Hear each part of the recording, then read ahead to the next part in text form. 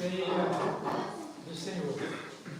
Nós te agradecemos por todas as bênçãos que o Senhor tem derramado sobre as nossas vidas. Pedimos nesse instante, Senhor, que olhe pela dona Isabel, que está internada, está ali no CTI, mas nós sabemos que o Senhor é Deus, o Senhor pode todas as coisas e que em breve, se for da tua vontade, ela estará em casa e estará no nosso meio novamente. Pedimos que o Senhor esteja estendendo a tua mão poderosa sobre ela, para que ela possa ser cuidada pelos médicos, bem cuidada, e que esteja conosco o mais rápido possível. Nós pedimos em nome de Jesus. Amém. Amém. Meus irmãos, nós temos pregado sobre as parábolas que Jesus deixou para nós. Nós estamos nessa série que não pregamos na semana passada, devido à condição que nós estávamos recebendo um missionário em nossa igreja, e pulamos essa etapa, não falamos sobre as parábolas. No outro final de semana, onde a igreja comemorou, junto com a gente, um ano de ministério aqui na igreja. Consequentemente, um ano e um mês que eu fui ordenado. Inclusive, eu ganhei essa camisa que ficou muito boa. Muito obrigado. E hoje, voltando à nossa série de mensagens sobre as parábolas do Senhor, nós vamos falar sobre os trabalhadores da vinha, que está em Mateus 20. E eu coloquei aqui como tema generosidade na recompensa. Né? Recompensar alguém já é ser generoso, mas você recompensar uma pessoa pelo trabalho feito com generosidade é ainda melhor, né? E nós vamos aprender um pouquinho com quem de fato é generoso, porque às vezes nós pensamos que somos. E nós temos vivido um tempo muito bom de uma experiência, refletindo onde, quando você tem suas mãos abertas, elas estão abertas para dar e para receber. Quando você fecha as suas mãos com o que você tem, de fato você retém o que é seu, mas é impossível que chegue alguma coisa para você. E nós temos vivido algumas experiências de generosidade, e inclusive eu andei conversando com o Jequinho, com mais algumas pessoas a respeito disso, e como tem sido bom. E essa parábola veio nesse momento, onde eu tenho vivido essas experiências também, e eu queria compartilhar com os irmãos. Mateus 20, a partir do versículo 1. E aí nos fala assim: pois o reino dos céus é como o proprietário que saiu de manhã cedo para encontrar trabalhadores para a sua vinha. Os irmãos que trabalham no campo aqui sabem bem o que é isso. O horário de pegar no serviço, quando você contrata alguém para trabalhar para você, o horário que tem que pegar, o horário que tem que deixar. Então, nós aqui estamos familiarizados um pouco com essa atividade. Então, ele disse o seguinte: pois o reino dos céus é como um proprietário que saiu de manhã cedo para encontrar trabalhadores para sua vinha. Ele combinou pagar-lhes 1 denário pelo dia e mandou-os para a sua vinha. O denário era referente mesmo, era uma moeda referente a um dia de trabalho, por isso o nome era denário. Por volta das 9 horas da manhã, então a carga horária de trabalho na época era de 12 horas, então era de 6 às 6 da tarde, às 18, né? Eram 12 horas de serviço, e era feito assim o cálculo. Então, uma moeda se referia hoje ao que vocês têm de um dia de trabalho, de uma pessoa que vocês contratam para trabalhar durante o dia lá, e pagam o dia. A gente vai calcular mais ou menos assim, trazendo para a nossa realidade.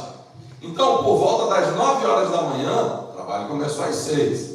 Por volta das 9 horas da manhã, ele saiu e viu outros que estavam desocupados na praça, e disse-lhes: vem trabalhar na minha vinha e eu pagarei o que for justo.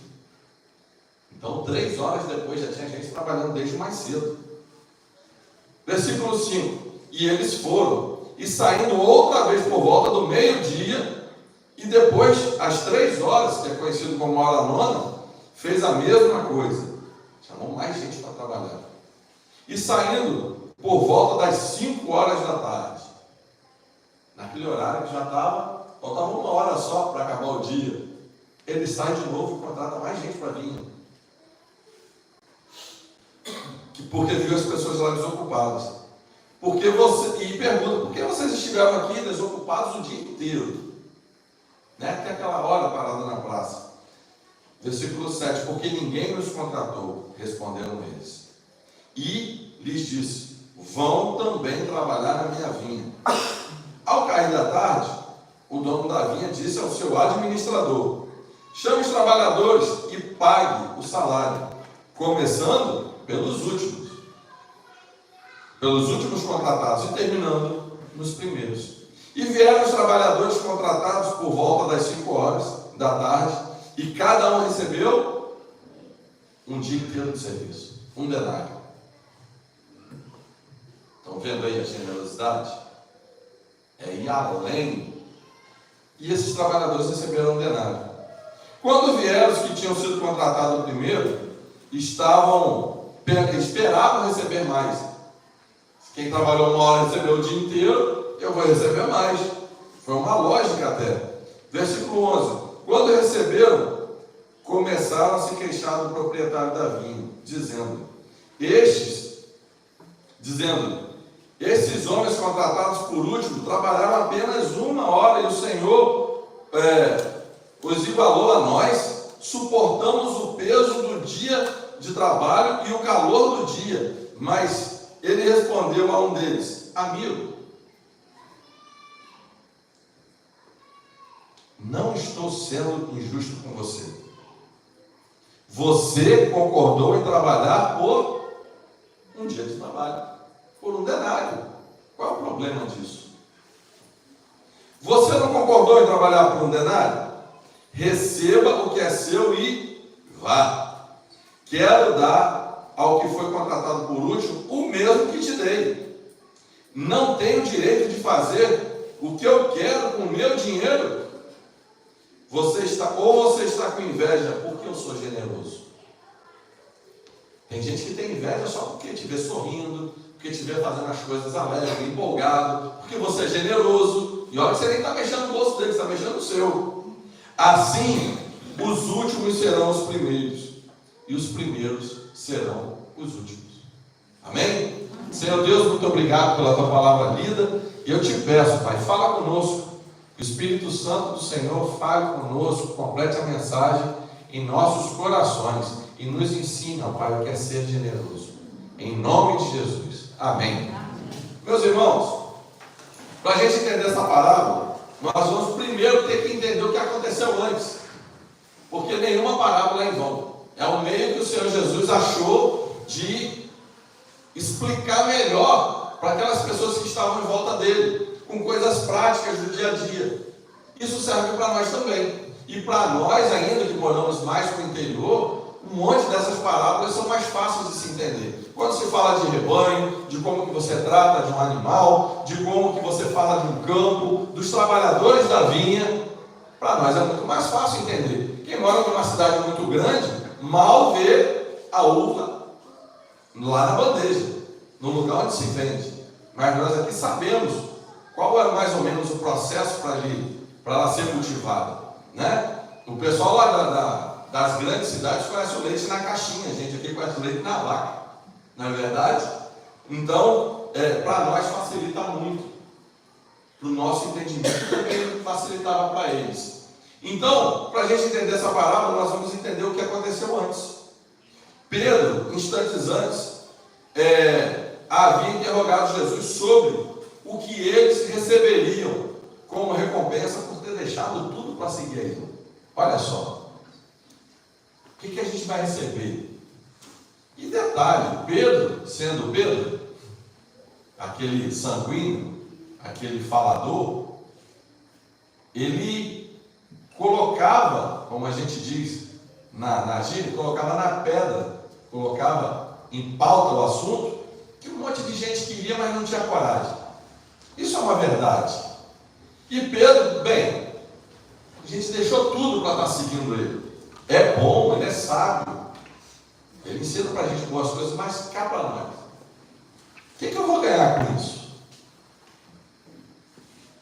E o que eu vou ganhar por ter deixado tudo para seguir o Senhor? E aí o versículo, em Mateus 19, no versículo 27, diz assim, um capítulo para trás. Então Pedro lhe respondeu: nós deixamos tudo para seguir-te. O que será de nós?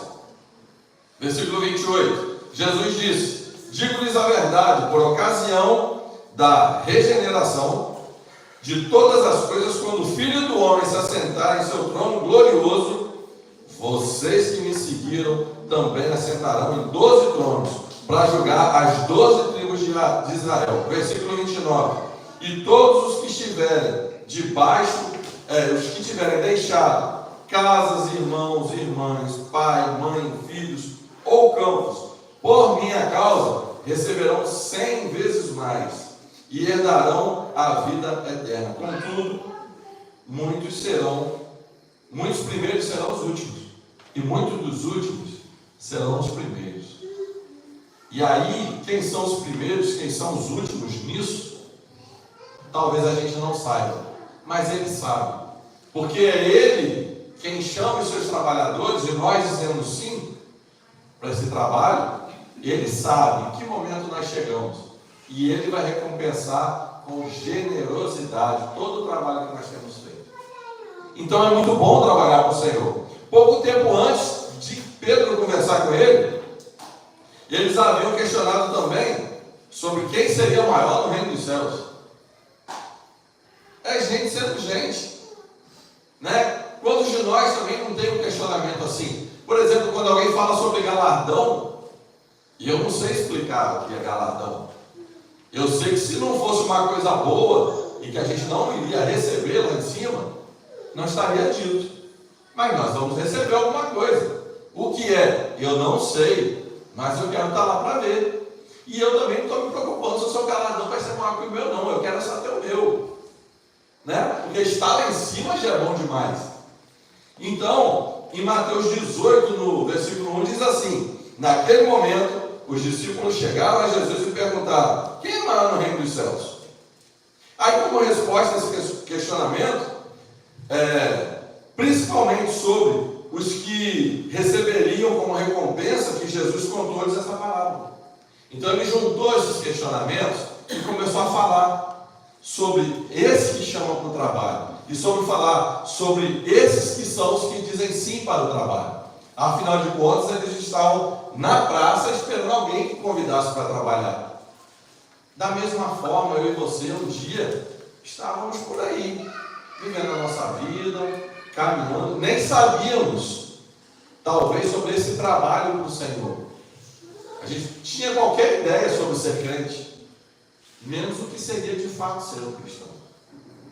Só se sabe depois que a gente entra aqui, depois que a gente aceita Jesus Cristo como nosso Salvador, depois que o Espírito Santo que habita em nós nos incumbe da missão. Aí sim, nós, vestidos da missão, nós vamos ser o trabalhador da vinha do Senhor. E é assim. E nós vamos participar juntos no último dia da grande colheita do Senhor, que é o dia que Ele vai vir buscar os seus. É bom que nós entendamos que essa parábola de Jesus aqui nos fala de igualdade, onde Ele nivela todo mundo. Mas não é igualdade como as leis trabalhistas, não. Não é uma igualdade que a ideologia prega. É igualdade de verdade. É uma igualdade que Ele sabe exatamente qual é essa necessidade de nos presentear, de nos retribuir de uma forma onde Ele não faz distinção de quem sou eu e de quem é você. Onde Ele não faz distinção de quem chegou primeiro ou quem chegou por último. Ele não faz distinção de quem tem um chamado para pregar, de quem tem um chamado para cantar, de quem tem um chamado para orar, para fazer um teatro, para dançar. Ele não faz distinção disso. Ele vai nos recompensar de forma generosa lá no seu reino. É isso que o Senhor vai fazer com todos nós. Aí a gente não sabe explicar exatamente que forma generosa será essa. Mas ele nos dá uma noção aqui, diante desse texto. A parábola nos fala, curiosamente, sobre o proprietário ir até a rua para convocar pessoas para trabalhar. Isso não é normal. Quando você tem um empreendimento grande, de grande porte, e não tem ninguém que tenha um empreendimento tão grande quanto o do Senhor, que criou todas as coisas e administra isso tudo. Normalmente você manda o seu administrador ir lá. Olha, eu preciso que faça isso para mim. Vai lá e contrata a gente para fazer. É o administrador que faz esse trabalho. É o administrador que administra o pagamento. É o administrador que dita o ritmo do serviço. A estratégia para se trabalhar. Mas aqui o dono, o próprio, foi até a praça, onde as pessoas estavam sem serviço, e convocou um por um. E foi isso que ele fez com a gente. E você disse sim. E hoje você é funcionário dele. A gente fala funcionário, mas na realidade nós somos filhos. Mas a gente está falando que ele é o líder dessa obra. E o líder é ele que vai primeiro e dar exemplo. E foi o que o Senhor fez. Afinal de contas, Jesus foi esse que saiu lá de cima e veio. E foi ele que começou convocando aqueles 12. E convocou os 12, que convocou mais 70. E foi convocando e convocando, até chegar um dia, aqui onde nós moramos, e nos convocar. É esse que não manda terceiros. Ele vem pessoalmente convocar a mim e a você, para sermos as pessoas que vão trabalhar na obra dele. E não é uma obra qualquer. É o maior empreendimento da história. É algo de um dia tão esperado que vai acontecer, aonde, crendo ou não, todo joelho vai se dobrar diante dele. Todo joelho vai se dobrar e toda a boca vai confessar que Jesus Cristo é o Senhor. E nós fazemos parte disso. Nós vamos estar naquele dia, porque seremos todos naquele dia. Então, curiosamente, isso não era uma prática normal. Não era a função do dono, mas era a função do administrador. Dando a entender que no reino o próprio Senhor caminha com a gente. É o próprio Deus. O dono da vinha contratou em 5 horários diferentes. Qualquer um de nós, sendo sensato, já passou do meio-dia, já passou 6 horas de trabalho. Eu pagaria meio-dia, ou deixaria para contratar no dia seguinte. Na verdade, é o que é lógico. É o que é até o correto de se fazer. E nós não estamos errados quando fazemos isso. Então ele contratou em 5 horários diferentes. 6 horas da manhã, que é chamado primeira hora. Na terceira hora, que é considerada às 9 da manhã. Na sexta hora, que é o meio-dia. Na nona hora, que é às 3 da tarde, 15 horas. E ainda voltou para chamar na 1/10 hora, que é às 17 horas, 5 horas da tarde, quando já faltava apenas 1 hora para terminar o serviço. E aí vem um detalhe: apenas com os primeiros trabalhadores, se você for ver no texto, foi apenas com os primeiros trabalhadores que ele combinou o valor da recompensa. Ele chegou para os primeiros: você quer trabalhar para mim? Eu vou te pagar um dia de serviço. Te pago 1 denário para você trabalhar comigo hoje. Foi assim. Mas com os demais, eles apenas confiaram na generosidade dele. Porque depois ele falou: vou te pagar o que for justo. E aqueles últimos lá de 5 da tarde, ele falou assim: vai lá trabalhar para mim, vamos embora. Vai lá. Eles foram confiando no que aconteceria. Versículo 4 disse assim: vão também trabalhar na vinha, e eu lhes pagarei o que for justo. E aí o Kenneth Bailey, um escritor, ele nos informa através dos seus escritos culturais, lá, daquela cultura, sobre o Novo Testamento, que há poucos anos atrás, ele esteve lá, próximo à porta, lá em Damasco. E ainda nesse tempo, se tem essa cultura: os trabalhadores vão para a praça e aguardam ali quando vai chegar alguém para contratar para trabalhar, os diaristas. Já é o lugar onde eles frequentam. Só que ele percebeu que quando vai chegando mais à tarde não tem ninguém, porque ele já não tem mais esperança no serviço. Mas ainda é uma prática. A gente vê muito aqui na chegada de Campos, e tem em outros lugares também, posto de combustível, que na chegada de Campos, quando a gente chega em Furnas, tem sempre um ou dois rapazes ali do lado esquerdo, perto ali onde a gente vai tomar um pau de campo, que ficam ali fazendo sinal para os caminhões. São chamados chapa, que guia o caminhoneiro pela cidade, ajuda a descarregar o caminhão, ajuda a carregar um outro caminhão. São esses os diaristas, os que ficam aguardando uma oportunidade para trabalhar e levar o seu pão para casa. E lá ainda acontece nos dias de hoje essa prática, tão cultural, tão forte. Então, o detalhe para observarmos é que havia uma moeda chamada pódio lá naquele lugar. Então, havia uma moeda chamada denário e havia também uma moeda chamada pódio. E essa moeda chamada pódio valia a 12ª parte de um denário. Ou seja, quem trabalhasse 12 horas ia receber um denário. Mas quem trabalhasse apenas 1 hora receberia um pódio. Então, provavelmente, de acordo com os horários do dia, tendo 2 moedas como base, ele receberia 5 moedas, 3 moedas, o que fosse. E olhando no nosso olhar, quem foi 5 horas receberia um pódio. Mas não foi assim que aconteceu. Jesus aparece em várias situações, quebrando esses paradigmas da época. Porque, para muitos, ele agiu nessa parábola, esse proprietário da vinha agiu como um tolo, ou agiu como quem quisesse causar confusão. Porque quem recebeu as primeiras, quem recebeu primeiro, recebendo um denário por 1 hora de serviço, levou a crer que quem trabalhou o dia todo receberia muito mais. E não foi assim que aconteceu.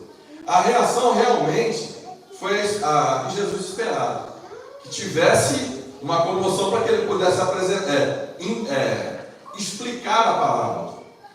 As pessoas que chegaram primeiro ficaram revoltadas ao pensarem que o Senhor foi injusto, ao verem receber um dia inteiro de trabalho aquelas pessoas que chegaram por último. E aí começaram a se queixar que, por regra, seria um salário justo, e que de fato não foi para eles. Aí o versículo 13 diz assim: mas ele respondeu a um deles. E aí Jesus, com toda a educação, com todo o seu jeito de falar, responde a um deles assim: amigo. O cara estava reclamando, se queixando, disse: amigo, trouxe para perto, né? Não estou sendo injusto com você. Você não acordou trabalhar comigo por um denário? Nós combinamos um denário. Afinal de contas, com os outros ele não combinou foi nada. Os outros confiaram na generosidade. Mas com os primeiros, falou: vou te pagar um dia, você quer? Versículo 14 diz: receba o que é seu e vá. Eu quero dar ao que foi contratado por último o mesmo que te dei. Não tenho direito de fazer isso com o meu dinheiro? Ou você tem inveja porque eu sou generoso? Às vezes a generosidade de uma pessoa irrita de fato a outra. Porque a gente costuma falar, que se você acha que uma coluna está torta, você põe a régua do lado dela. É a régua que vai fazer a denúncia. Você não precisa falar que a coluna torta. As pessoas falam que os trabalhadores da Casa da Moeda, que são especialistas em conhecer notas falsas, eles não treinam em notas falsas. Eles treinam em notas verdadeiras. Porque quando você conhece bem o que é de verdade, o que é falso grita na sua mão. E é isso que está acontecendo aqui. O generoso, ele denuncia, entre aspas, o que é aparente. E é assim que está contando aqui. É interessante observar que essa palavra amigo, nesse texto, então na resposta Jesus fala amigo. Nesse texto, o original dessa palavra significa etai e não filos. E aí, para explicar explica esse detalhe não filos, a gente lembra de um dia que Cristo pregou aqui, falando sobre Jesus, conversando com Pedro, onde Jesus fala assim: Pedro, tu me amas? Aí ele fala: sim, eu te amo. Aí roda: Pedro, tu me amas? Sim, eu te amo. Pedro, tu me amas? O Senhor sabe de todas as coisas, o Senhor sabe que eu te amo. E toda palavra na Bíblia que ela começa repetindo, ela acende uma lanterna para que a gente possa querer saber o que ela significa, para que a gente possa explicar, para que a gente possa aprender. Cristo explicou no dia que a palavra Pedro, tu me amas, Jesus falou para ele assim: Pedro, tu me ágape, porque as palavras já são muito definidas. Para nós, amor é amor. Eu falo com Cristo: eu te amo. Mas eu posso falar para Nestor: Nestor, eu te amo.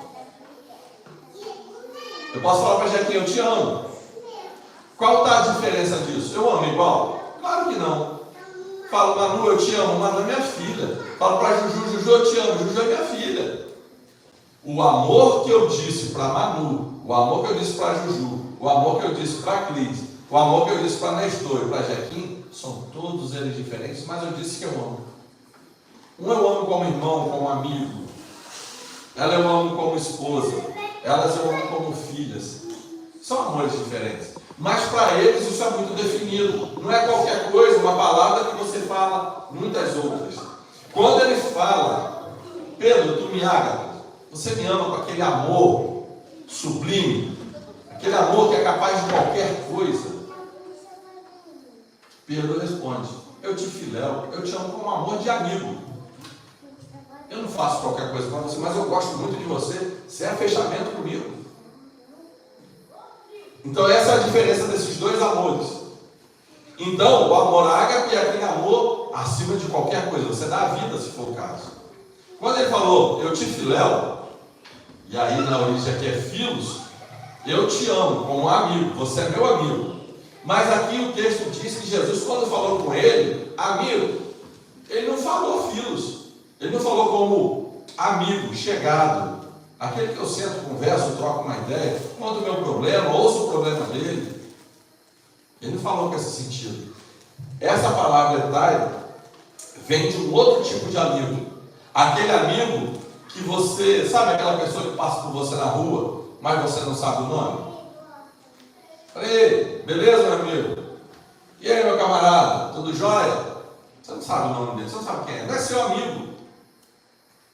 Mas é um jeito que você tem de falar com aquela pessoa que passou por você. Então, existem essas três maneiras. E Jesus falou aqui como quem fala para essa pessoa. Então ele teve um jeito educado. Jesus usou a palavra educado, que foi a mesma que ele usou, sabe para quem? Para Judas. Porque quando Judas vem para atrair Jesus com um beijo, Jesus olha para ele e fala assim: amigo, aqui veio. Foi um jeito de repreender, mas manter a distância e ainda assim ser educado, ainda assim ser cortês com ele, ser aquela pessoa que não afasta. Estou te repreendendo, mas estou te recebendo. Foi nesse sentido que ele falou aqui: amigo. Quem estava chamando a atenção dele? Então ele colocou aqui esse que criticava por sua generosidade no mesmo tom de voz que ele falou com o traidor. Olha só que interessante. Então, toda vez que vocês lerem uma palavra na Bíblia que se repete, pode ter que ter algo a mais contido ali. Quando Jesus fala: Marta, Marta, está chamando a atenção dela. Né? De repente está Samuelzinho dormindo e ouve aquela voz: Samuel, Samuel, chamando atenção para algo que ele tem para entregar. E nós precisamos prestar bastante atenção a essas palavras. Então, toda vez que você estiver lendo a Bíblia, tiver algo que você não entender, mas tiver algumas pistas assim que a Bíblia dá, que tem um algo a mais, vamos conversar, vamos pesquisar e a gente junto vai aprender. Jesus, nessa parábola, nos apresenta um reino de um Deus generoso, o reino de um Deus que nos convida para uma grande obra, onde O que importa é que eu e você estejamos dentro, estejamos engajados nessa obra, na pregação do Evangelho, para que a gente possa salvar vidas. Tem muita gente caminhando rumo ao inferno e que depende de que eu e você levemos essa palavra, né? E como costumamos dizer, existe um grupo de pessoas que você tem um acesso, é um grupo privilegiado que o Senhor te entregou e não me entregou. Existe um grupo que Ele me entregou e não te entregou. Então, em cada meio social aqui, nós temos grupos que nós precisamos alcançar, pessoas que Deus entregou para a gente. E não importa quem chegou antes ou quem chegou depois, a generosidade do Senhor vai abraçar a todos nós. Sabe por quê? Porque Deus não está aqui para dividir, Ele está aqui para juntar. Ele não está para espalhar, Ele está para nos receber na casa dele, manter um relacionamento estreito comigo e com você. Desde o Éden, quando Adão e Eva pecaram, se afastaram de Deus, Deus vem nesse tempo todo querendo se reconciliar comigo e com você. É comunhão da gente com Ele e comunhão de nós, entre nós aqui como o corpo de Cristo. Hoje nós vamos estar celebrando a ceia do Senhor, algo que fala sobre comunhão. E ninguém melhor para nos ensinar sobre comunhão do que Jesus falando dessa generosidade que Ele falou aqui. Ele nivelou todo mundo. Ele trouxe todo mundo para o mesmo patamar. Não tinha maior, não tinha menor. Você chegou, talvez, a igreja se converteu depois de mim.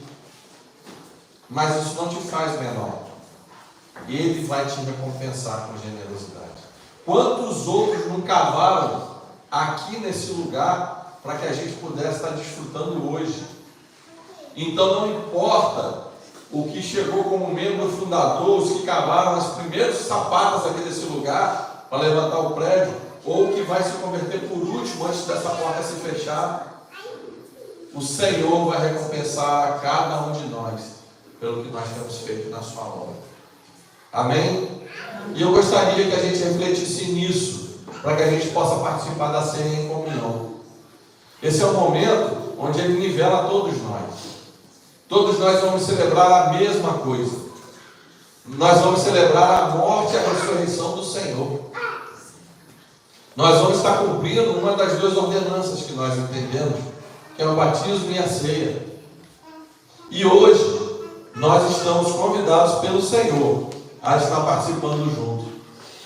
E em 1 Coríntios, no versículo 11, a partir do 23, diz assim: pois recebi do Senhor que também lhes entreguei, que o Senhor Jesus, na noite que foi traído, tomou o pão e, tendo dado graças, partiu e disse: isso é o meu corpo, que é dado em favor de vocês, em favor de mim.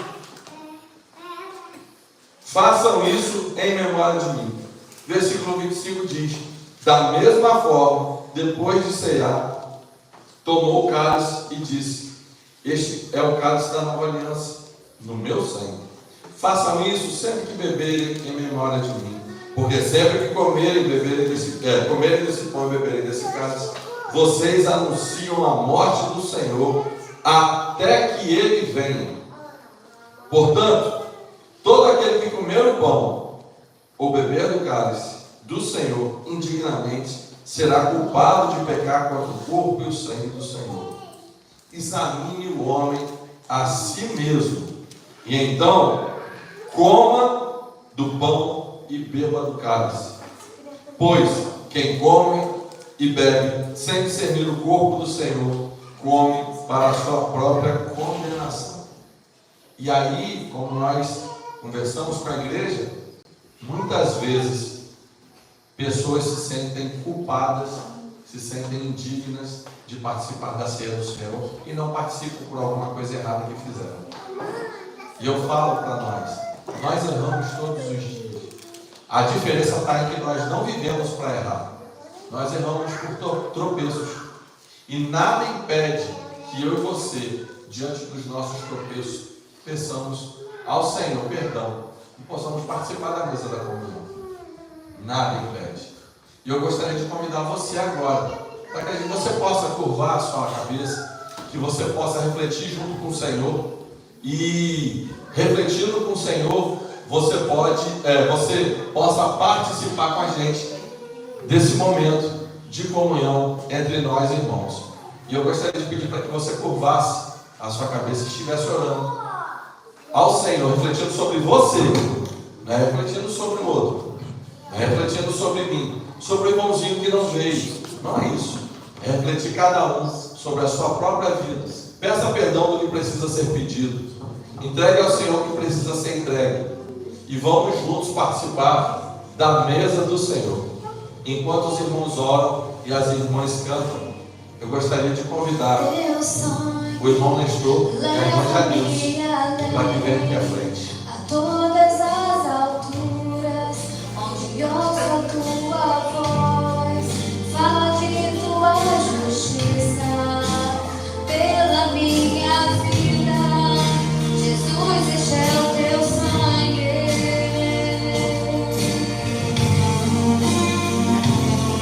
Tua cruz mostra tua graça, fala do amor do Pai, que prepara para nós um caminho para Ele, onde posso me achegar somente pelo sangue.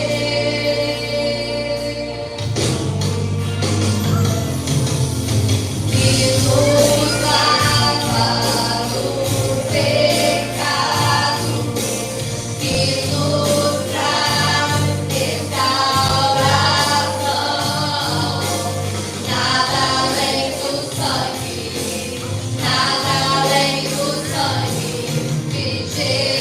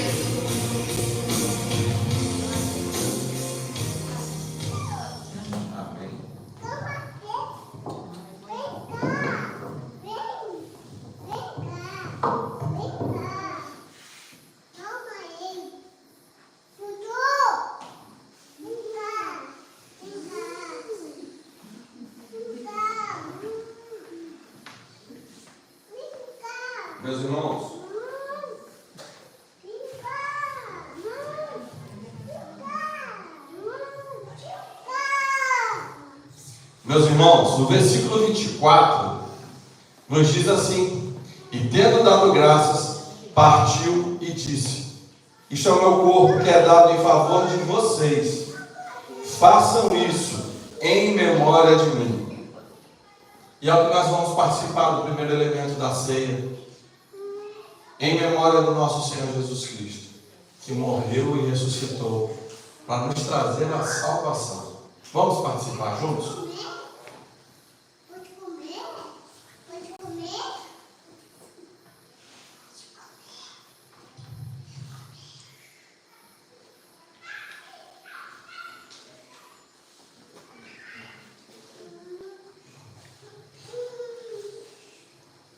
Da mesma forma, depois da ceia, ele tomou o cálice e disse: esse é o cálice da nova aliança no meu sangue. Façam isso sempre que beberem, em memória de mim. E é o que nós vamos fazer agora.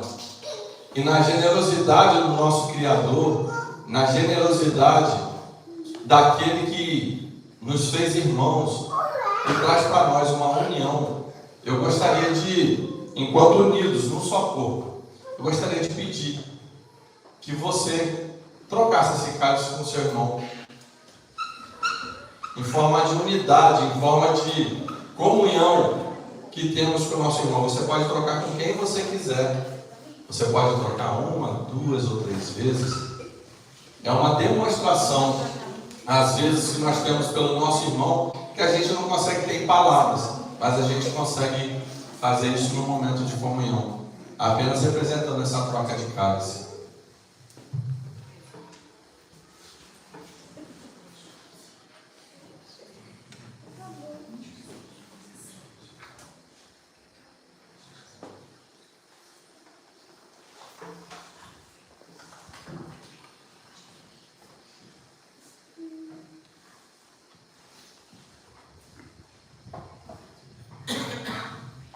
Que coisa boa, onde às vezes lugares que as pessoas se degladiam, mas na igreja do Senhor não pode haver isso.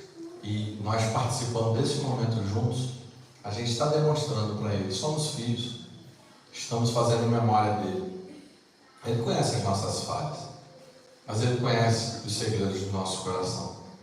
Amém? Vamos participar juntos?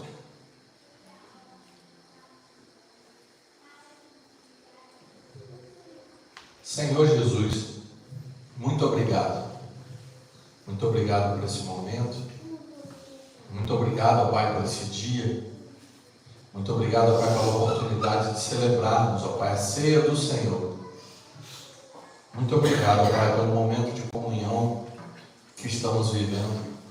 Muito obrigado, Pai, pela alegria de servir ao Senhor aqui, junto com os meus irmãos. Muito obrigado, Pai. Só tem motivos para agradecer ao Senhor. Em nome do Senhor Jesus, nos leve às nossas casas em paz, com segurança. Nos dê uma boa semana. Abençoe as nossas atividades. Nos ajude, ó Pai, a celebrarmos o Senhor, por onde quer que andemos, fazendo discípulos para o Senhor. E que no próximo domingo estejamos aqui cultuando ao Senhor, celebrando o Teu santo nome, para a honra e glória do Senhor mesmo. Em nome de Jesus. Amém. Os irmãos puderem deixar o cálice juntinho, a gente recolhe depois. E com orações silenciosas, nós estamos encerrando o nosso trabalho. E até o próximo domingo.